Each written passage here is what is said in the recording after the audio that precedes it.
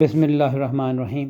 بنگلہ دیش کے نئے وزیر اعظم اور 12 فروری کو ہونے والے انتخابات میں تاریخی کامیابی حاصل کرنے والی جماعت بنگلہ دیش نیشنلسٹ پارٹی کے قائد 61 سالہ طارق رحمان معروف سیاستدان ہیں، جنہوں نے اپنی والدہ اور سابق وزیر اعظم خالدہ ضیاء کی وفات کے بعد 2 ماہ پہلے پارٹی کی باقاعدہ قیادت سنبھالی تھی۔ آئیے آپ کو بنگلہ دیش کے نئے اور ترتیب کے اعتبار سے 11ویں وزیر اعظم طارق رحمان سے ملواتے ہیں، مگر اس سے قبل اپنی اسکرین پر گھنٹی کے نشان کو کلک کر کے ہمیں اپنی پسندیدگی سے ضرور نوازیے۔ طارق رحمان، جو اندرون ملک طارق ضیاء کے نام سے بھی پہچانے جاتے ہیں، 20 نومبر 1965 کو ڈھاکہ میں پیدا ہوئے۔ وہ سابق صدر ضیاء الرحمان اور سابق وزیر اعظم خالدہ ضیاء کے بڑے بیٹے ہیں۔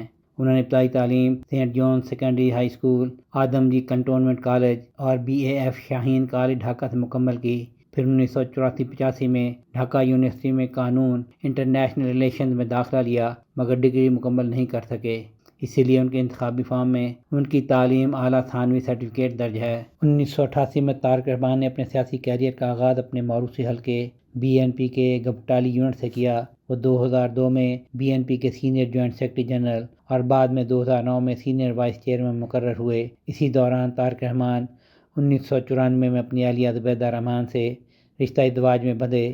ان کی واحد اولاد ایک بیٹی زائمہ ہے۔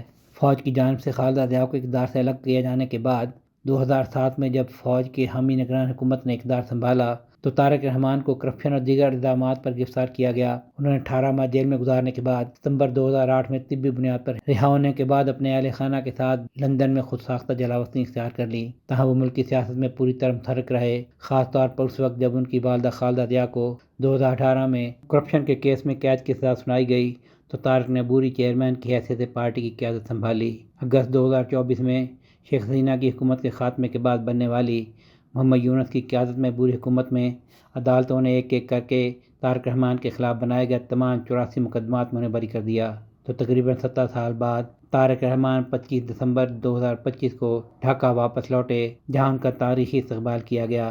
ان کی وطن واپسی کے چند دن بعد 30 دسمبر 2025 کو ان کی والدہ کا انتقال ہو گیا۔ 9 جنوری 2026 کو BNP کی نیشنل اسٹینڈنگ کمیٹی نے انہیں باضابطہ طور پر پارٹی کا چیئرمین مقرر کیا تو اسے ایک طے شدہ فیصلہ قرار دیا گیا، کیونکہ وہ پچھلے کئی سالوں سے پارٹی کی عملی قیادت کر رہے تھے۔